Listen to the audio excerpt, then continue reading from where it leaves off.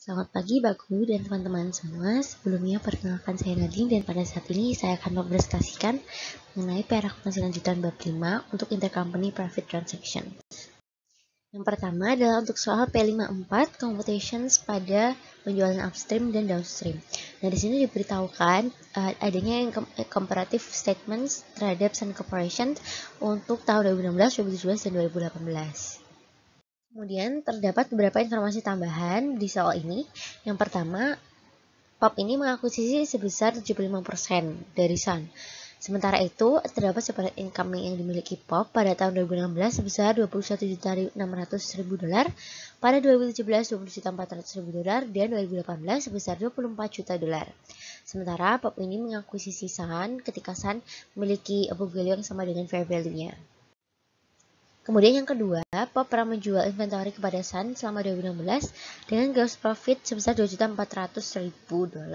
Kemudian setengah dari merchandise-nya tersisa di akhir ending inventory dari Sun, yaitu sebesar setengah tadi. Kemudian total penjualan dari POP ke Sun sebesar $6 juta. Kemudian yang ketiga, yaitu POP juga pernah membeli beberapa penjualan dari Sun, dan inventory di POP pada akhir tahun itu terdapat terkandung 1.200.000-nya yang dimiliki Sun sebelumnya. Kemudian total penjualan Sun ke POP itu sebesar $4.800.000. Sementara itu nomor 4, yaitu tidak terdapat unrealized profit di 2018. Dan yang kelima, POP menggunakan metode ekuitas untuk akuntansinya untuk mencatatkan investasinya di Sun. Kemudian untuk selanjutnya, kita di sini diminta untuk menyiapkan schedule yang menunjukkan adanya POP's income from Sun di 3 tahun tersebut.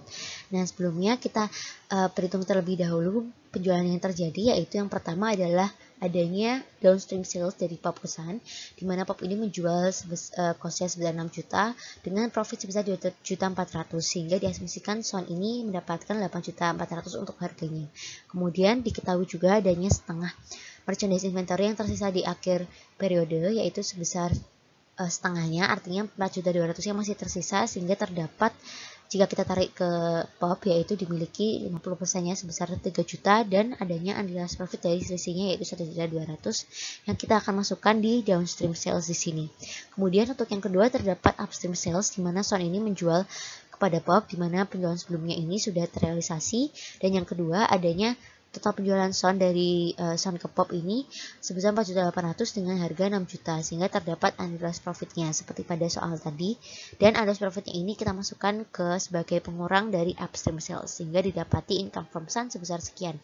Untuk downstream sales dikalikan 100% karena downstream sales tidak memperhatikan kepemilikan persentase kepemilikan dari POP ke Sun, sementara upstream sales ini harus memperhatikan kepemilikan POP dari Sun, sehingga harus dicatatkan 75%.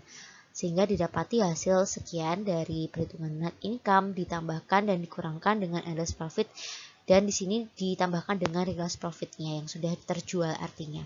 Kemudian didapati income from Sun. Kemudian untuk soal nomor 2, kita diminta mencari net income yang dimiliki POP untuk 3 tahun tersebut. Yang pertama, yaitu kita harus menambahkan dulu separate income dari POP ditambahkan dengan income dari subsidiary-nya, seperti income dari perhitungan sebelumnya, yaitu income dari penjualan POP dan Sun. Kemudian di sini dijumlahkan dan menjadi POP's net income.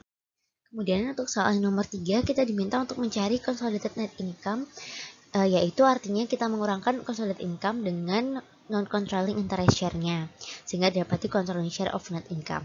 Dari sini kita masukkan separate income untuk Sun, POP dan Sun pada 3 tahun tersebut, kemudian dikurangkan dengan unrealized profit yang sudah dihitung di akhir tahun 2016 dan 2017. Kemudian di sini dapati consolidated income dan dikurangkan dengan non-controlling interest share dengan mengalihkan net income yang terdapat pada soal, kemudian dikalikan 25% atau kepemilikan dari non-controlling interest share. Kemudian didapati controlling share of net income sebesar hasil sekian. Kemudian di sini didapati upstream dan downstream sales untuk soal P56 dengan kepemilikan 90%. Di sini Epic BHD mengakuisisi Justin di tahun 2011 dengan kepemilikan sebesar 90%. Kemudian ini ada data mengenai transaksi inventory-nya. Yang pertama, di tahun 2013 terdapat upstream sales di mana Justin BHD menjual inventory kepada Epic BHD sebesar $5 juta dengan 20% gross profit di dalamnya, dan terdapat inventory akhirnya sebesar $200.000. Kemudian di 2014 terdapat downstream sales, yaitu Epic BHD yang menjual inventory sebesar $8 juta ke Justin BHD dengan gross profitnya sebesar 10%. Kemudian di akhir tahun ini ada 100.000 inventory dari Epic BHD yang tidak dijual ke pihak ketiga. Sementara itu di sini terdapat trial balance untuk kedua company tersebut, di mana di akhir tahun juga diketahui tidak ada dividen yang dibagikan oleh Epic BHD pada tahun tersebut. Kemudian kita diminta untuk menyiapkan consolidation work papers untuk Justin BHD dan Epic BHD.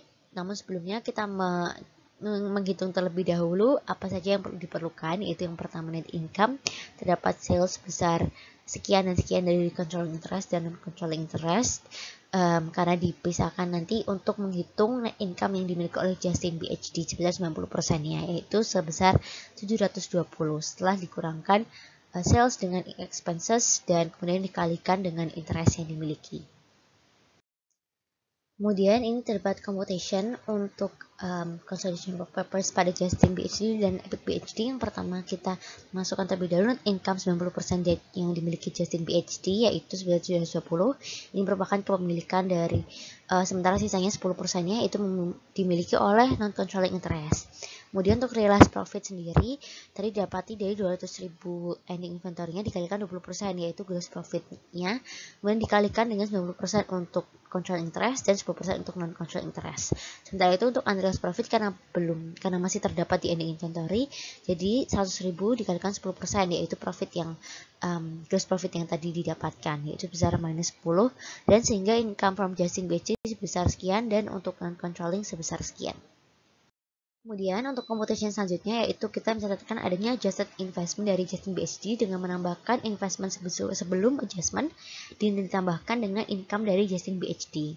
Kemudian untuk berikutnya kita mencatatkan apakah terdapat goodwill dalam transaksi atau akuisisi Justin dan Epic BHD dengan menambahkan adjusted ending investment-nya dengan dividen dan realized profit dari beginning inventory, didapati adanya beginning investment. Kemudian kita menghitung berapa implied fair value dari Justin, 100%-nya adalah 4 juta, sehingga di sini dikurangkan dengan stockholders equity di awal periode sebesar 3.800 dan didapati ternyata adanya goodwill atau selisih dari implied fair value dengan stockholders equity. Kemudian berikut adalah jurnal eliminasinya, yaitu yang pertama kita mengeliminasi intercompany sales dan related cost of sales-nya, yaitu sebesar 8 juta. Di sini kita eliminasi cost of sales. Kemudian yang kedua yaitu kita juga mencatatkan adanya cost of sales dan beginning investment balance untuk unrealized profit-nya, yaitu sebesar sekian. Kemudian yang ketiga kita mengeliminasi adanya unrealized profit di ending inventory sehingga mengurangkan inventory dan meningkatkan cost of sales dari consolidated entity. Kemudian yang keempat kita mengeliminasi adanya income investasi dan dividen sebesar 90% yang dimiliki dari Justin. Kemudian di sini dapati adanya pengurangan investasi sebesar sekian dan dividen sebesar sekian. Pengurangan investasi ini merupakan hasil dari pengurangan income from Justin dan dividennya. Kemudian kita juga memasukkan adanya non-controlling interest share, di mana di sini dapati kita mencatat dividen juga dari subsidiary income tersebut. Selanjutnya kita mengeliminasi adanya akun-akun resiprokal dan mencatatkan adanya goodwill karena di sini terdapat goodwill, sehingga kita mengurangkan lagi investasi di Justin sebesar sekian dan controlling interest sebesar sekian, yaitu dengan juga menginput adanya informasi tentang common stock, retained earnings dan adanya goodwill di sini. Jadi selisihnya dimasukkan ke investment in Justin. Kemudian kita eliminasi juga adanya akun-akun payable dan receivable yang resiprokal, yaitu di sini dividen dari intercompany sales tersebut. Kemudian di sini kita didapati adanya consolidation work papers untuk Justin dan Epic BHD, di mana di sini kita masukkan data-data sesuai jurnal dan hurufnya untuk adjustment and eliminations. Kemudian didapati adanya consolidated statements. Untuk retained earnings sendiri dihapuskan dari milik Justin BHD karena tadi sudah dikembalikan karena sudah dimiliki oleh Epic BHD, jadi dihapuskan untuk retained earnings Justin BHD.